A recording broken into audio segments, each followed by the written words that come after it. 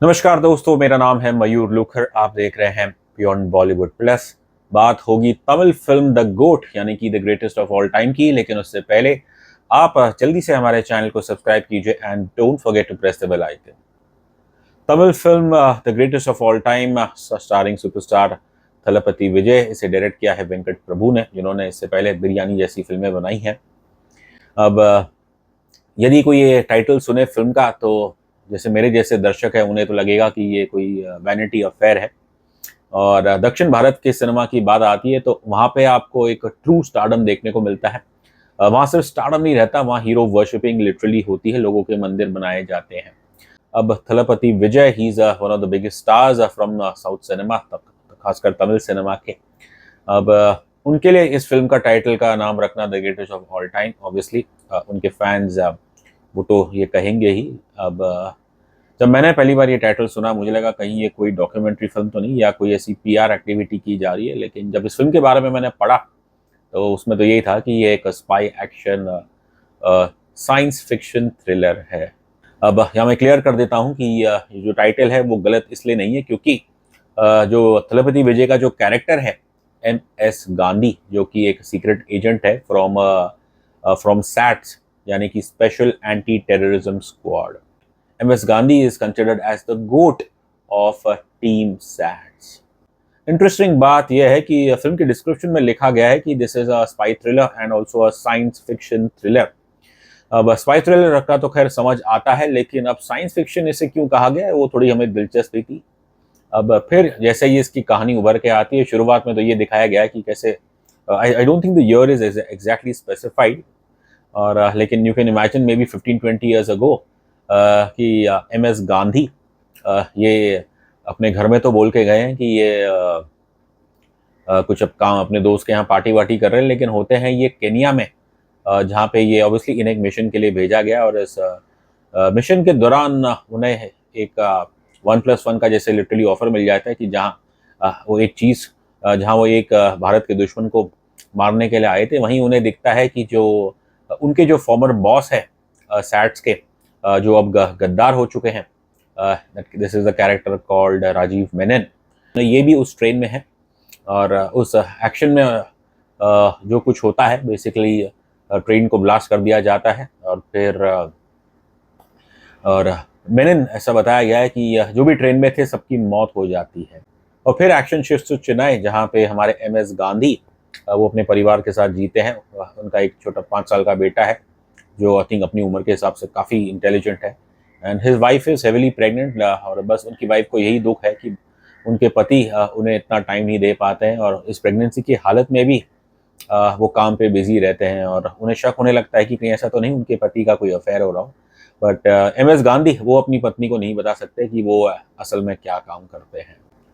तो यहाँ पे तो खैर फैमिली ड्रामा चल रहा है, काफ़ी मेलो ड्रामा उसमें आपको देखने को मिलता है। और फिर इस कहानी में मैं कहूँगा जो साइंस फिक्शन का एलिमेंट है वो आता है तब जब ये छुट्टी मनाने के लिए, अपना सेकंड हनीमून मनाने के लिए अपनी वाइफ और अपनी प्रेग्नेंट वाइफ और अपने छोटे बेटे के साथ थाईलैंड गए हैं। लेकिन थाईलैंड में फिर कुछ ऐसा होता है जिसके कारण बुरे लोग इनके पीछे पड़ जाते हैं, और फिर जहाँ इनकी पत्नी अपने बेटी को जन्म देती है, उसी वक्त हॉस्पिटल में से ही इनके बेटे को कोई अगवा कर लेता है।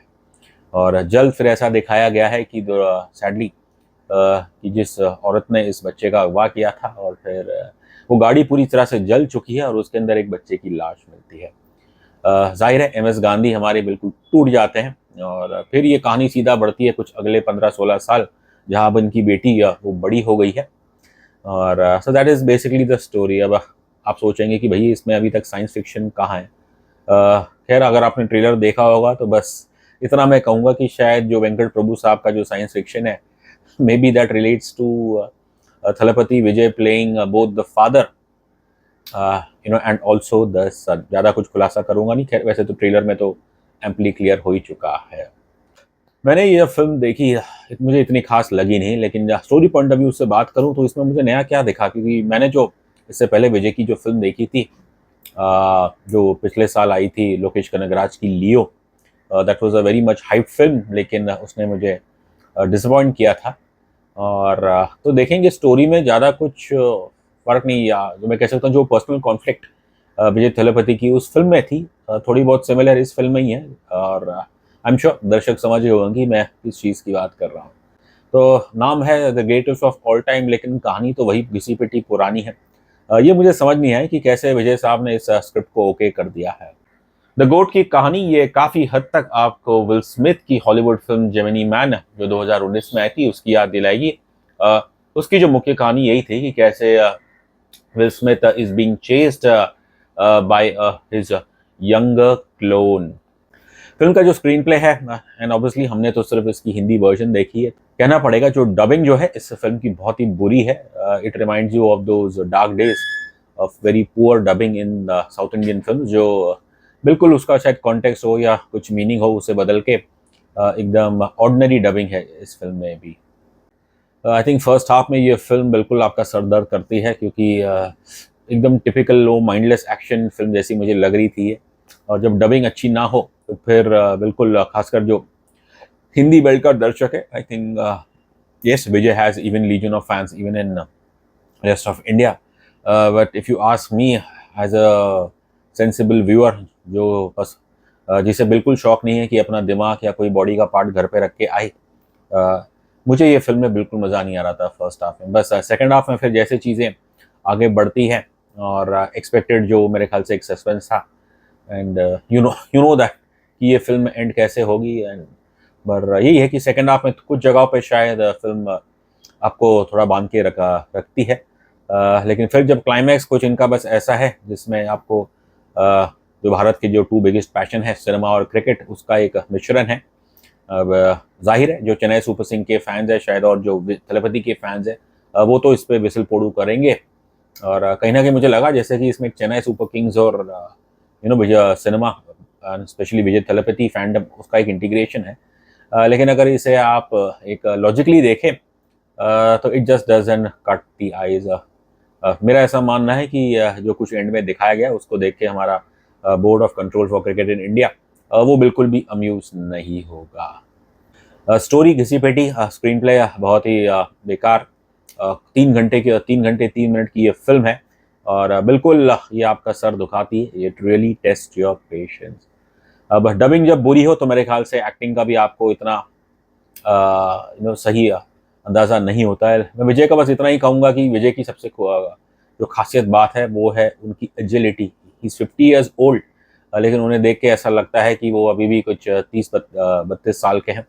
और उनकी डांसिंग बिल्कुल लाजवाब है। मुझे नहीं लगता, I don't know, I can't think of any other superstar in south of India who dances as good as a Thalapathy Vijay. और यहाँ पे बिल्कुल उनकी जो डांसिंग है उसके अंदर आपको मसाला एकदम मक्खन डांस है।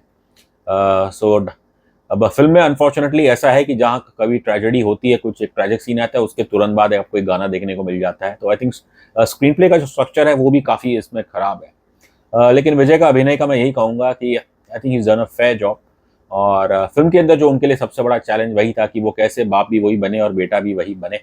और इस चीज़ में ऑब्वियसली जो प्रोडक्शन वैल्यूज़ हैं इन टर्म्स ऑफ टेक्नोलॉजी, और पहले तो मुझे कहीं लग रहा था ऐसा तो नहीं कि जो हमारे विजय थलपति के जो खुद के बेटे हैं जेसन संजय, उनके कैरेक्टर एम एस गांधी का बेटे का रोल तो नहीं निभा रहे, लेकिन because that's how young he is looking in this film. If you see the son का जो सन का कैरेक्टर है जीवन का, लेकिन वो भी विजय थलपति ने ही निभाए। और फिल्म की जो सबसे बड़ी मेरे ख्याल से स्ट्रॉन्ग पॉइंट है वो है इसकी टेक्नोलॉजी, जहाँ पे जो डिजिटल डी एजिंग उसकी जो खूबी है वो बिल्कुल विजय को 50 से कुछ मेरे ख्याल से बिल्कुल 20-22 साल का उम्र का वो उन्हें बना देती है। और कैमरे पे आप देखेंगे आपको ऐसा लगेगा कि नहीं कि यहाँ पे एकदम ऑर्गेनिक लग रहा है, नेचुरल लग रहा है कि Vijay is indeed looking like a 20 year old. नाम गांधी है लेकिन इनकी जो हरकतें हैं वो जाहिर है बोझ वाली है। विजय के अलावा फिल्म के अंदर और भी एक्टर्स हैं। प्रभु देवा वो इनके कलीग का रोल प्ले कर रहे हैं। ज़्यादा कुछ उनका काम खास है नहीं, और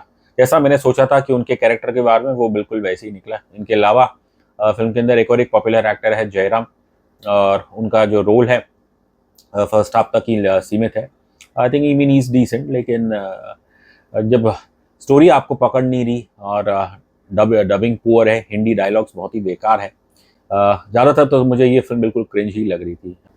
and I feel sad for Trisha Krishnan because she is a big huge fan of Vijay. पिछली फिल्म लियो में वो उनकी पत्नी बनी थी, यहाँ पे बस उनका एक आइटम सॉन्ग अपीयरेंस है। I don't like this word item song, कहना पड़ेगा। दुख होता है ये सुन के कि जैसे ही ये गाना खत्म होता है, और बेकार सा गाना है, डांस अच्छा है उस पर दोनों का, लेकिन फिर कोई एक आवाज़ आती है जहाँ वो ऐसा करके बोलता है, ए वो येलो साड़ी किधर है, या येलो साड़ी को भेज। ऐसा कुछ तो मेरे ख्याल से डायलॉग हिंदी में डायलॉग रखा गया है। So you can imagine a superstar like Trisha Krishnan, वो एक डांस अपीयरेंस करती है एक फिल्म में जहाँ उनको ऑब्वियसली कोई नाम नहीं है, बस उनकी पहचान एक येलो येलो साड़ी बन के रह जाती है, which I think is not the right way to address women on in cinema.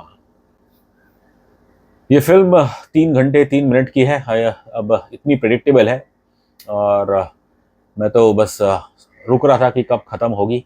इसे आसानी से मेरे ख्याल से 1 घंटा काट के इसे जल्दी रैप अप किया जाता था, सो प्रेडिक्टेबल। लेकिन बस बेवजह का आई थिंक एक्शन जोड़ा गया है, और वेंकट प्रभु साहब बिल्कुल इसके स्क्रीन प्ले को संभाल नहीं पाए हैं, और देयर वाज पोटेंशियल कि आप इसे एक अच्छी स्पाई थ्रिलर बना सकते थे। मैं इसको साइंस फिक्शन नहीं मानता हूँ, और but I think the opportunities is lost. अब खैर हाल ही में खबर आई है कि विजय साहब उन्होंने अपनी पॉलिटिकल पार्टी खोल दी है। अब ऐसा भी कहा जा रहा है ये उनकी आखिरी फिल्म होगी। बस if this indeed happens to be his last film, तो मैं तो बस यही कहूँगा, the greatest of all time is not the greatest film of Thalapathy Vijay. रही बात रेटिंग की, तो मैं देता हूँ उस फिल्म को 5 में से 1.5 स्टार्स।